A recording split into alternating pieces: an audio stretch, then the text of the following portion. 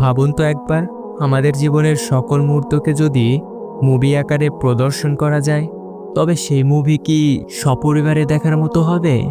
সবার সামনে নিজেকে যেভাবে প্রদর্শন করি, আসলে কি আমরা সেই রকম, নাকি সম্পূর্ণই বিপরীত? তাহলে চলুন নিজেকে পরিবর্তন করি জীবনের বেলা ফুরাবার আগে। আবারও ফিরে আসি রবের সাক্ষাতে। নিজের জীবনের মুভি এমনভাবে তৈরি করি যাতে করে শুধু ফ্যামিলি নয়, পুরো পৃথিবীকে নিয়ে দেখতে পারি। আল্লাহ আমাদের সবাইকে তার দেখানো পথে চলার তৌফিক দান করুক, আমিন।